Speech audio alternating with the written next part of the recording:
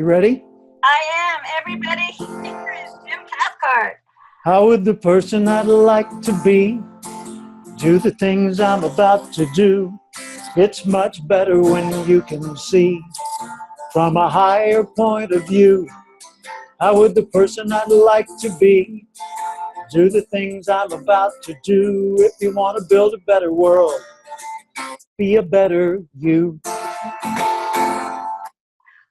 There you go. I love it. Thank you, Claudia. You are awesome. Well, everybody, welcome to Rev Up for Success Radio. And here's a live version of us right now here on YouTube. We're showing up there, as well as Raven International Radio Broadcasting, which is the most positive broadcasting company. That's why I love being part of it. And we've been doing our show over 3.5 years now on Raven International. So I'm really proud of that and proud of the people that have stepped forward and said yes to helping all my audience to be on their success journey. I like to say, miss the potholes and get around the detours. You come forward and say yes to helping them see how to become their best, just like your song just said, be the best you. And that's what we're all about. So I love that. So everybody, this is Jim Cathcart that you see in front of you. So good morning, Jim. Good morning, good morning. And it really is a good morning. It is. We're here in Southern California. You are too. You're a little further. You're further north, I think, really, than I am. Thousand Oaks, yeah. Yeah. Just a little bit north. I'm halfway between LA and Palm Springs. So, but we're still in Southern California, enjoying this beautiful day and beautiful weather. And my question to you: have you already been out hiking a mountain this morning? Not this morning. That was yesterday morning. We do it Sundays, Wednesdays, and Fridays. 6 mile round trip each time. And this morning, all I've done is my obligatory 50 push-ups just to wake up.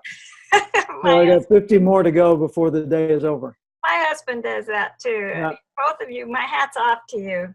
Thank you. A push-up to me is like exercising my eyebrows. Trying on a special bra, push-up bra. Oh, yeah, there you go, push-up bra. Wow, we're having fun here already today. Well, I want to share with the audience a little bit about you, but I want to share with them how I met you and how I learned about you. Okay. Years ago, when I heard about the National Speakers Association, which I've never been part of, I'd love to be part of that. But I had a dear friend that was, and she was my mentor for a lot of years, Joanne Wallace. Oh, yeah. She's been my mentor forever, and since 1976 I was. She was in Seattle or Portland or something like that. Yeah, the north part. Yeah. Now she's just moved over and they're building a house on Coos Bay. Yeah, nice area. But anyway, that's how I heard about you, and I was, and also Littauer. I can't think of her first name. But I know Florence Littauer. Florence, yes. And she was part of that too. And Joanne couldn't go one time to critique Florence. So she asked if I'd go in her place. So here I am in this awe critiquing Florence Littauer. Yeah, she was an amazing speaker and had quite a following. Yeah. Yes. So anyway, that's how I first heard about you. And and then I love your story, how you became so engaged and became the president of that association for like 17, 18 years, something like that. No, it's a 1-year presidency, but I was on the board for 10 years. On the board. And I joined in, 76. It was formed, the National Speakers Association, which is about 3,000 or 4,000 professional speakers. Was formed in 1973. I joined in 76 when we had maybe 200 members. And now it's worldwide. I'm the co-founder of the China National Speakers Association. As a matter of fact, in a few weeks, I'm going back to China to speak in several cities, doing a lecture tour. And while I'm there, we're going to form new chapters of the China Speakers Association. Oh, I'm so proud of you. I'm so excited for you. You're always out making things happen. Hey, I'm 70 years old. I'm almost a grown-up, so, I got to start taking things seriously. I know, I say the same thing. I'm just a little ahead of you on that spectrum. But it's like, what do I want to do when I grow up? I say that a lot because I'm always embracing new things and exciting things. Well, I want the audience to hear about you. And and those of you that maybe didn't hear when he did a show with me before, it is in my archives on claudiacooley.com/radio show. and you will find archives of previous shows where he tells more of his story. But I just want you to do a little snippet of how you were sitting in that, not warehouse, but can't quite figure out. Oh, the government agency. Yeah, I was working for the Housing Authority, the Urban Renewal Agency in Little Rock, Arkansas. I was 26 years old, so it was 1972. I was born in 46. And I was overweight and out of shape and making $525 a month as a clerk, assistant to a man who didn't need an assistant, and just bored. And my life wasn't going much of anywhere, although I had a nice marriage and a new baby at home, but no money in the bank, no college degree. And I didn't expect much until I heard a radio show like yours one day, and it was Earl Nightingale. And he said, he was on 900 stations around the world at the time. And he said, if you will spend 1 hour extra each day studying your chosen field, you'll be a national expert in that field in 5 years or less. And I thought, wow, 1 hour, I could do an hour a day. I'm a government clerk. I got 8 hours a day. I could do, heck, I can do a lot. Maybe I could do this by next Thursday. So I became fanatically dedicated to studying the field of personal development, applied behavioral science, psychology, that sort of thing. And in a couple of years, I had become a full-time trainer, teaching other people's courses.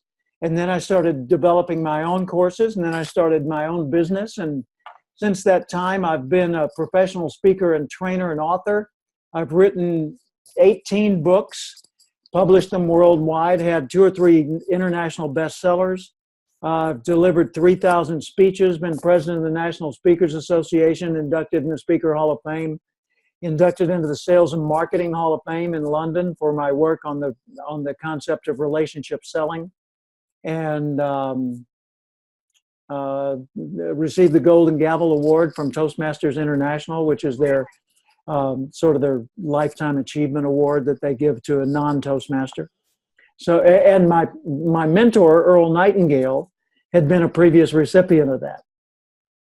And you spoke at his memorial, if I'm not mistaken. Is that correct? Yes, as a matter of fact, it was just his widow Diana and me, and that memorial was held at the National Speakers Convention in 1989. What a privilege that was! Wow. I get chills thinking about that.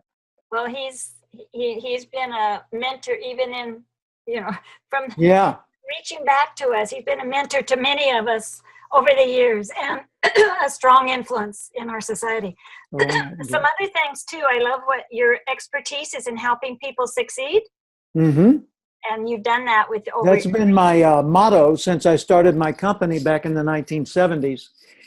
Cathcart Institute, and our slogan is helping people grow, or helping people succeed, more modern way of articulating it.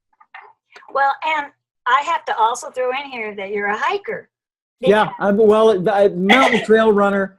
Mountain trail running and hiking is something I've been doing for the last 15 years with a group of people called the Heartbreak Hiking Fools. And we live up to that name. We go out, there are 60 of us, and about 20 or 30 of us will show up each Wednesday, each Friday, and each Sunday. And we'll hike 6 miles round trip on mountain trails. And I usually run ahead as much as I can. Although when it's uphill, steep, I'm just trudging along in a forced march. But on the levels and the downhills and the lightweight ones, I'm running. And so keeps me fit and vigorous, and keeps my waist at 30 inches instead of 38 inches like it was when I heard Earl Nightingale on the radio. Wow. I was 52 pounds overweight. And I lost the 52 pounds, became a runner, and then, an athlete in general. And also, I play the guitar and sing in nightclubs, and I've got a charmed life. I am so blessed. And people say, oh, well, you're, lucky you. Man, you don't know what it's like for me. Yes, I do. Because I used to be fat. I used to be a 2-pack-a-day smoker. I used to be broke. I've had a few disasters in life. I got into a deal one time where I mortgaged my home and got into a business deal with a guy who ended up taking advantage of me in a very hurtful way, and I lost $300,000 in that deal. It took me a couple of years to emotionally bounce back from that, although I was able to keep on going. I was still hurting inside. And, I've had physical problems and other types of problems like that. But for the most part, man, I've just been blessed. Thank God for the life I've got. And, I've been talking a lot about gratitude lately. And just what you're talking about, the gratitude overshadows any of those lower spots. Yeah. And we can't expect to live the perfect life. I've heard it said that gratitude is the master emotion, that if you're grateful, everything else works. And isn't that the truth? And people say, oh, what have I got to be grateful for? Hey, you're not dead.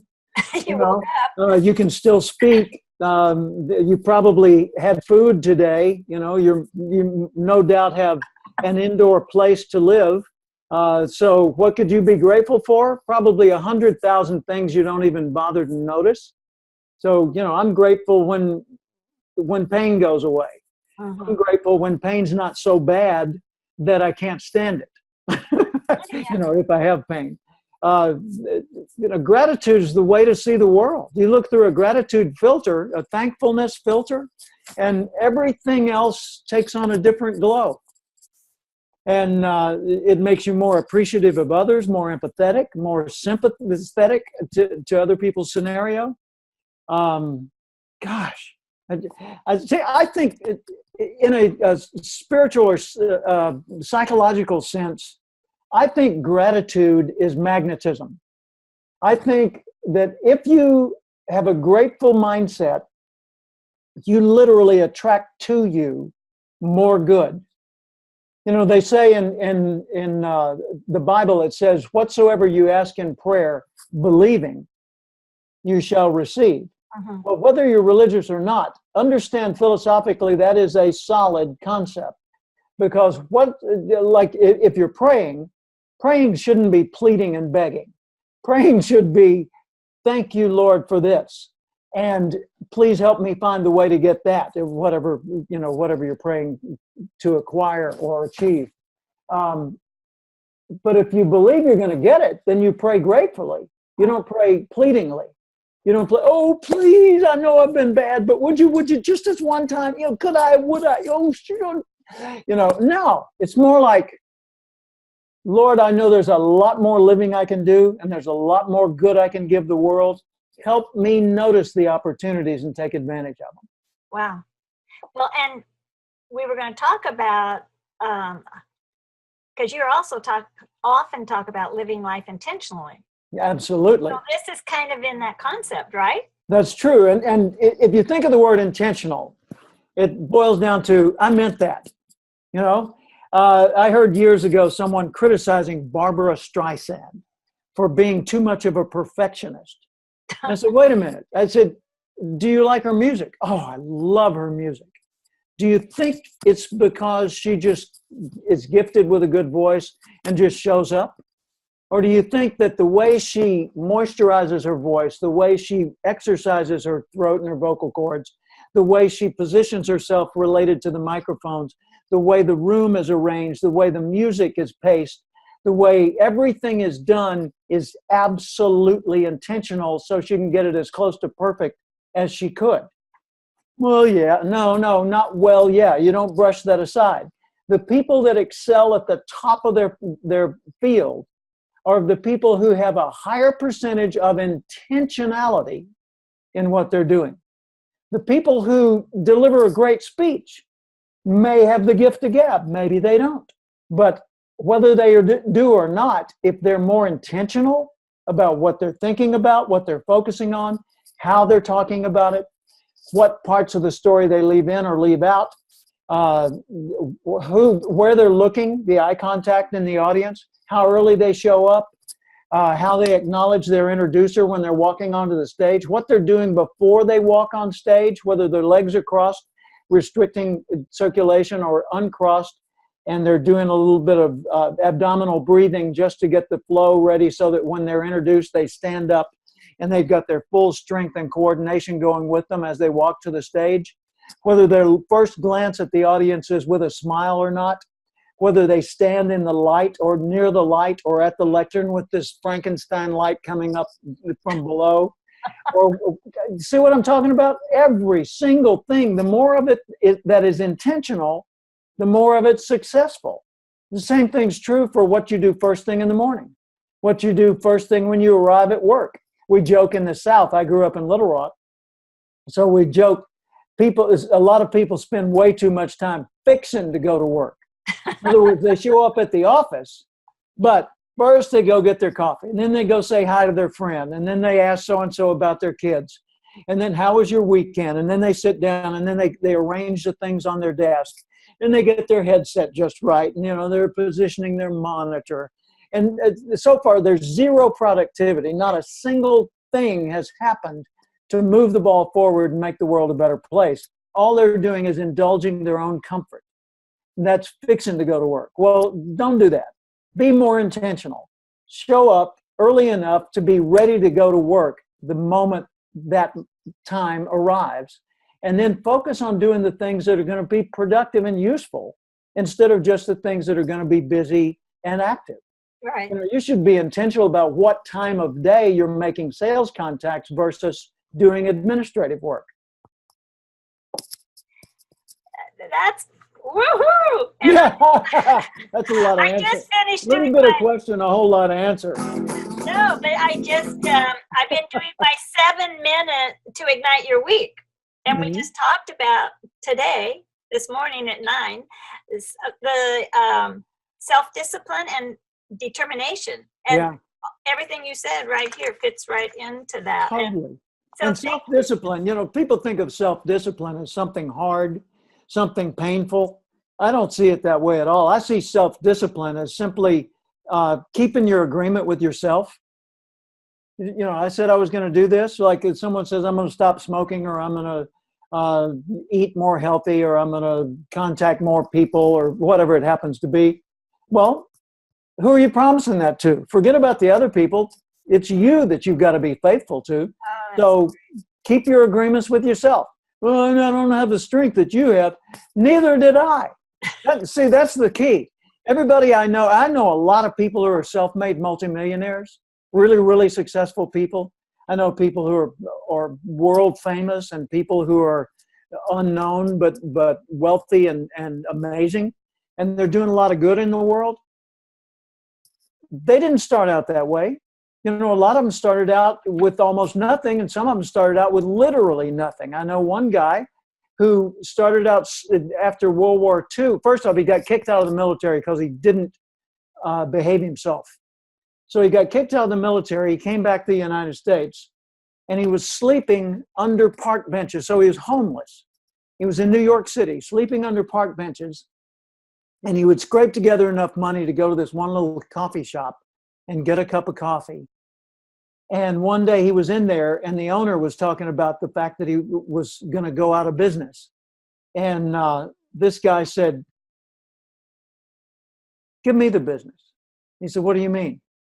He said, sign the business over to me. If you're going to lose the money anyway, sign the business over to me. I think I can keep it going. And the guy said, okay, got a business. He's homeless. Homeless, for heaven's sakes. He got a business just by agreeing to step in and take over a failing business. And he started changing some things and cutting all the corners that he had to cut in order to just survive. And he did it. And he built the business up enough that he was able to sell it at a little bit of a profit.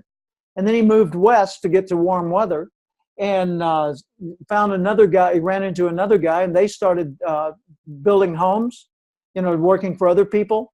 And then they figured out how to build their own homes. And so they got somebody that could finance them and so forth. Well, today that guy's worth $4.5 billion. Billion dollars. And at one point he owned the island of Lanai. The entire Hawaiian island of Lanai was his. And he sold it to Larry Ellison of Oracle a couple of years ago. Holy smokes! He didn't have self-discipline. He was desperate. And you'll find amazing stories like that everywhere. but he became determined. And so Absolutely. that's what we He move was in. intentional and determined. Yep. Yep. And his discipline came as he kept going. Yeah. Well, let me take just a little break to promote who sponsors. Pay the bills. Pay the bills, right. And this month, who is paying the bills is Claudia Cooley Inc. Company, and it's a program, it's a mastermind group. It's actually, I'm creating it for entrepreneurial women CEOs, women that are on the move, shakers and movers, leaders that need to create and cultivate a culture that they can let their hair down, let them, talk to other people that are on that same level as them, because oftentimes you have nobody to talk to. Below you are people counting on you, and you're at the top. So there is no hardly up above you. So it's the coming together, like-minded people, supporting each other, encouraging each other. And we're having a retreat.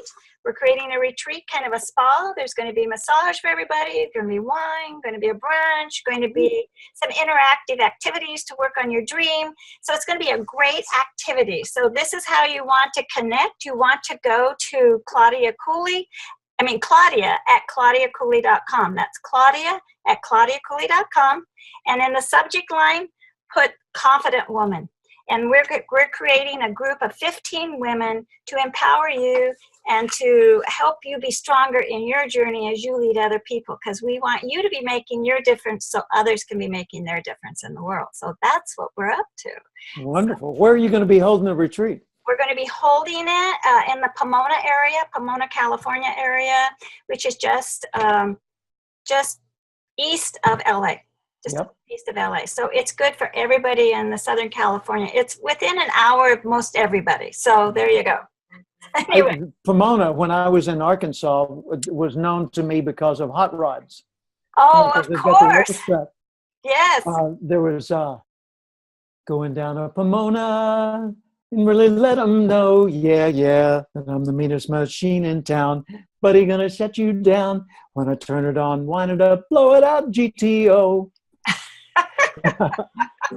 Pontiac GTO. Yeah. Well, we were at some of those races too. So my husband loved the hot rods also. We've traveled across America, went to the big one in Syracuse, New York. We've been to a lot of hot rod shows. Yes. It's loud. It's noisy. Ooh. Yep. You have to wear earplugs. Okay. I have another question for you about people that need to be encouraged and they don't have somebody to encourage them. So, it's interesting when you look at the word encourage. The word tells you what it's about, but I think our society has forgotten what that word means. They say, Jim, encourage them. And they expect me to say, oh, you can do it. Oh, come on, you can do it. No, really, I believe in you. Well, that's not encouragement. That's reassurance. Encouragement is the instilling of courage. To instill courage or to stimulate courage in the other person. So if the other person at the end of your encouragement doesn't feel more courageous, you didn't encourage them. So they say, well, no, but I tell my kids, come on, you can do it. No, that's not encouragement. That's reassurance. Here's encouragement. Claudia, remember that time when you were afraid and da-da-da-da-da-da happened, and what you did was this, and you ended up doing it great? Remember how good that felt? That's just like this situation. You can do this. You got it, girl. Go. Now then she's going to feel encouraged because you're being specific. You're relating to something she can believe in instead of her just thinking, oh, she's saying nice things. Right. It's not about saying nice things. Encouragement means instilling courage. My son said to me when he was about, 8 or 9 years old, he said, wow, look at that big truck, Daddy. I said, yeah.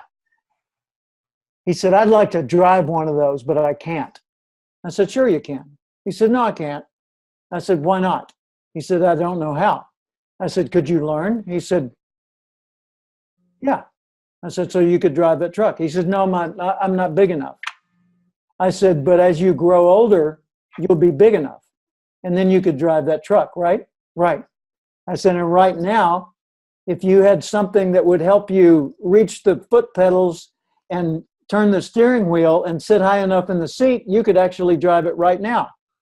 Yeah. I said, so you could drive that truck? And he sat a little taller and said, yeah, I could drive that truck. That's what I'm talking about.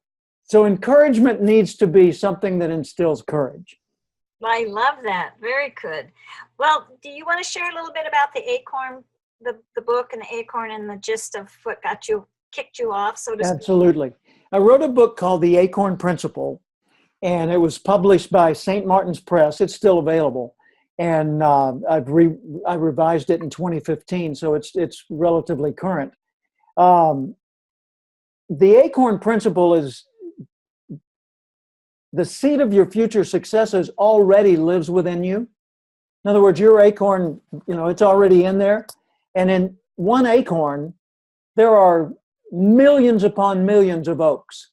If that acorn is planted in rich soil and cultivated and given the opportunity to thrive, that acorn will produce an oak tree, which will produce thousands or tens of thousands of acorns, each of which could have its own future, many of which will become great oaks, which will spawn more acorns. In other words, just from the seed in you, there could be thousands or hundreds of thousands of other people succeeding more because of your inspiration, because of what you did, because of the benefit of the service that you provide or the information that you provide. So when you think about your own potential, don't think about only what you've done. Think about the fact that you, every day, could encourage other people. You could notice opportunities. You could point them out. You could help other people. Yesterday, I was on the hiking trail with a friend. We were hiking back. We had finished the peak of the mountain. We were going back. And I saw an empty water bottle laying by the side of the road. It was trash. So I went over and picked it up and carried it along with me and threw it away. Well, no big deal. How trivial is that? But that's 2 water bottles I threw away, mine and somebody else's. But there's only one that I contributed. In other words, I only brought 1, but I took away 2, okay? So I made that trail a little bit cleaner, actually 100% cleaner than it would have been had I been the only one out there, right? If 100 people do that, there's an awful lot of trash that others threw down. There's no longer trash. It's in recycle or something. That's trivial, but it adds up. So you make eye contact with other people. Yesterday at coffee after the hike, there was a guy sitting nearby who was clearly homeless and he didn't have any teeth. You could see the way his mouth came together. He didn't have any teeth. And he was just sitting nearby. And a woman in our hiking group said, "Excuse me, would you like a cup of coffee and one of our bagels?" Because she had set out a spread to celebrate her birthday and give free bagels to our group. And he kind of hemmed and hawed. And she said, "Let me get you a cup of coffee. What kind do you like?" And she went inside and bought him a cup of coffee and gave him a bagel. You could say, well, he probably wasn't really homeless, or he probably, that's a scam. And excuse me, it's a fellow human being who didn't ask for anything. She found a way to be helpful, and she did a kind gesture. The world's a little bit better place because of her and of him, right? And when I see people like that, a lot of people look away or look at them in a judgmental way. I just look them in the eye and greet them as if they were anybody else who lived in the neighborhood. I don't try to prolong it. I don't try to engage them in conversation. I just show them the dignity and respect of being a fellow human being, and then I go on my way. Okay? It's caring. It's showing. Yeah, we can all do that. Every one of us can do that. So there's so many ways we can be helpful every day. And I just think we've got an obligation to do that. And the more we do that, the more we respect ourselves. The more we feel proud to be who we are, grateful to be alive. The more we recognize the privilege that we get to live. It's part of those seeds. Jim, we're at the end. I can't believe No. it. Oh, I know. Say it isn't so. We have to do it again when you're not all over the world. Well, here's your exit song. Well, first of all, let's tell them how they can get to you, because I know you've got like 700 pages of help. Yeah, I do. A lot of free, it's 738 or 40 pages on my website, cathcart.com, CATHCART.com. And I'm on LinkedIn and YouTube and Twitter and Facebook. And, I mean, I'm easy to find. But there are videos to watch and articles to download and all kinds of free things. So please go to cathcart.com. And end us with a song. Good night, sweetheart. No, let me get to a different key. Good night, sweetheart. Well, it's time to go. Good night, sweetheart. Well, it's time to go. I hate to leave you, but I really must say good night, sweetheart. Good night. With that, oh my gosh, well, we're going to have to end our show. We're going to have you back again. So everybody, thank you for joining us this week, and Jim Cathcart. And remember to follow your vision and your path will show up. So we'll see you again next week. So go rev up your success.